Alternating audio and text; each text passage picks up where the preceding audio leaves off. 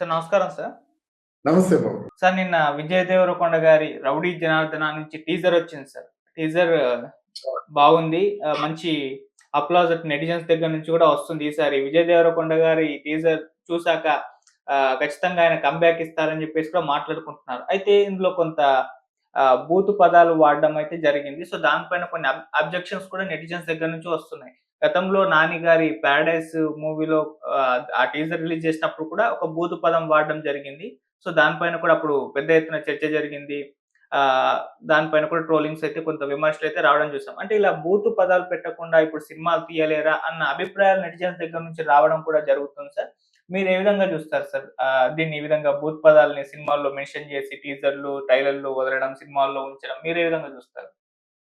అంటే బూతు పదాలు వాడడం తప్పు కాదని నేను అన్న గాని, ఆ బూతు పదాలు వాడడానికి ఆద్యం పోసిన వాళ్ళెవరు? మనమే కదా! సినిమాలు చేస్తున్నాము. కొన్ని క్యారెక్టర్‌లకేమో డబుల్ మీనింగ్ డైలాగులు అన్నాం. అంతకుముందు కొంతమంది డైరెక్టర్స్ వరుసగా బూతు పదాలనే వాడుతుండేవారు. ఆ బూతు పదాలు వినడం కోసమే సినిమాలకొస్తుండేవారు. అటువంటి రేంజ్‌కెళ్లారు. వారి పేర్లు తెలుసు, అందరికీ తెలుసు. వారు మన మధ్య లేరు గనక వారి పేర్లు చెప్పటం లేదు. ఇద్దరు డైరెక్టర్లున్నారు. ఒకరు పులుసు అంటారు, ఇంకొకరేదో అంటారన్నమాట. బూతులే అన్నీ కూడా. అందువలన దాన్ని ఎంజాయ్ చేసాం మనం.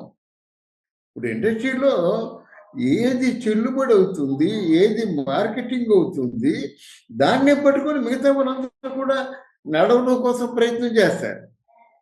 అంతేగాని ఈరోజు అంతా బాగా ముదిరిపోయిన తర్వాత బూతు పదాలు వాడడం ఆక్షేపణీయం అని చెప్పి చెప్పడం అంత కరెక్ట్ కాదు.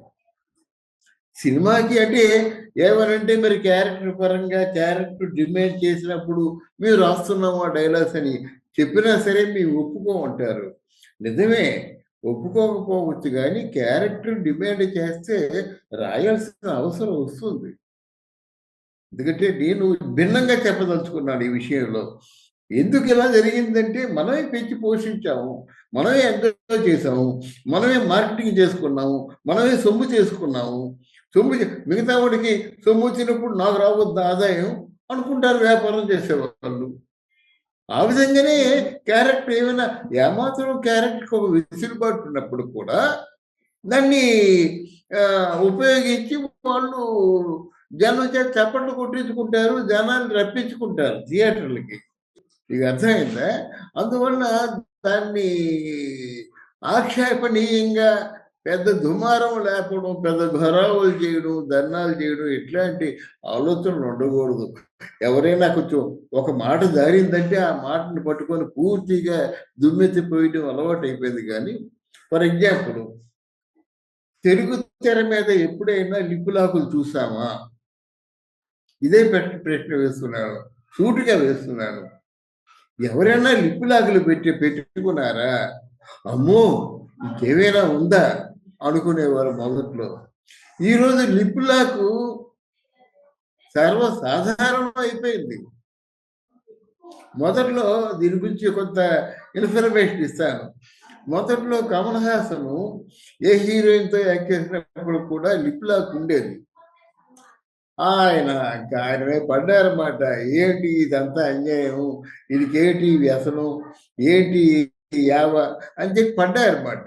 మరి అప్పుడు ఆ రోజు కమల్ హాసన్ చాలా నిందలు మోసాడనమాట. ఎందుకంటే సినిమాలోకి ఇంట్రెస్ట్ ఉండదు కానీ నేను చేస్తున్నాను అన్నాడు.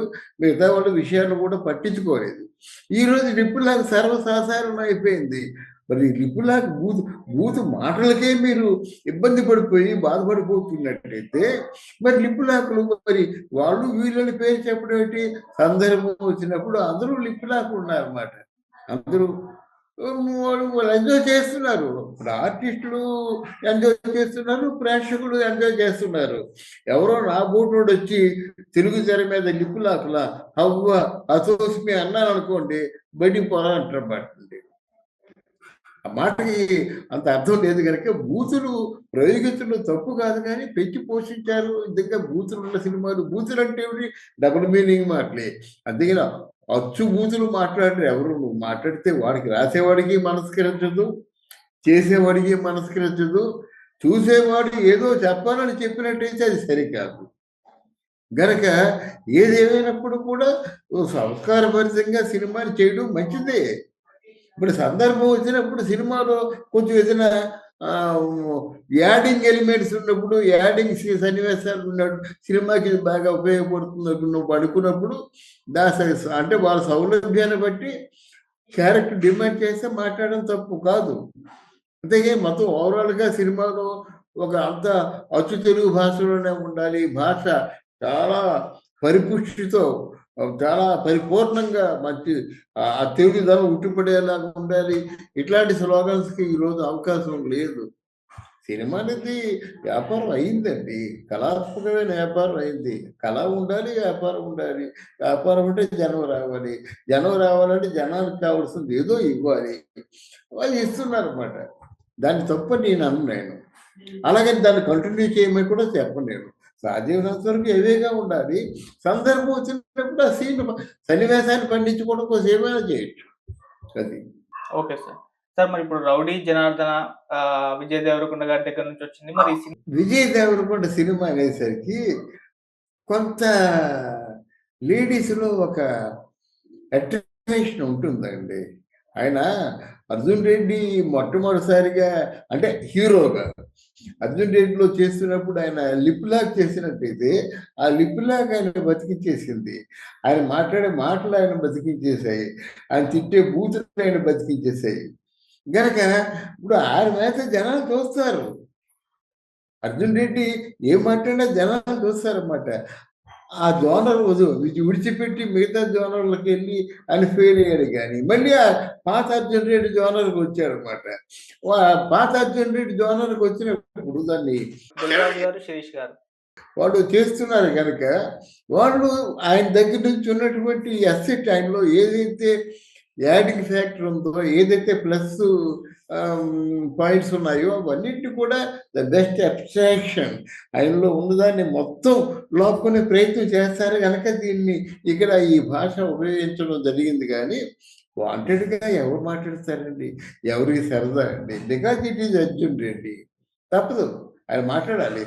ఆ సినిమా ఇప్పుడు అర్జున్ రెడ్డి తాలూకు నిజ స్వరూపం కనిపించాలంటే అలాగే మాట్లాడాలి, అలాగే ప్రాజెక్ట్ చేయాలి, అంతకంటే బాగా ప్రాజెక్ట్ చేయాలి. కానీ ఆయన మాట్లాడిన మాటలు మనం తప్పుపడడం మాత్రం సినిమా పరంగా కరెక్ట్ కాదు. బయట మాట్లాడు కదా, సినిమాలో ఆ క్యారెక్టర్ డిమాండ్ చేస్తే మాట్లాడతాడు. మాట్లాడితే మనం ఎంజాయ్ చేస్తున్నాం కదా, నువ్వు నేను ఎంజాయ్ చేయకపోయినా ప్రేక్షకులు ఎంజాయ్ చేస్తున్నారు కనుక సో లెట్ హిమ్. తప్పులేదంటే ఈ సినిమాతో కంబ్యాక్ ఇస్తాడు సార్, ఎందుకంటే మంచి విజయం కోసం చూస్తున్నారు విజయ్ దేవరకొండ గారు. మరి ఆ వైబ్స్ అయితే కనిపిస్తున్నాయి. సో ఈ సినిమాతో మరి మంచి ఫామ్ లోకి వస్తారా మళ్ళీ?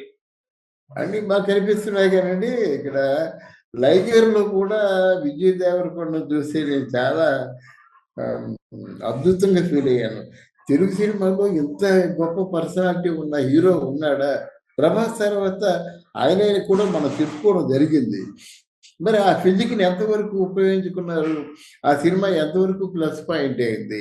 అలాగే దీంట్లో కూడా విజయ్ దేవరకొండ తాలూకు ఆ పిక్చర్ చూస్తుంటే ఒక మ్యాన్లీనెస్ చుట్టుపడుతుంది అన్నమాట. అందువల్ల ఈ సినిమా డ్రెస్ అవ్వాలి. బికాజ్ ఆయనకి దిల్ రాజు గారి తాలూకు హస్తవాసి, ఆయనకి మంచి టైం ఉంది కనుక దీన్ని డెఫినెట్గా సినిమా జనంలోకి వెళ్ళి జనానికి బాగా అట్రాక్టివ్గా ఉంటుంది అనుకుంటాను. తర్వాత ఆయనకి ఏదో నిశ్చితార్థం కూడా జరిగిపోయింది కనుక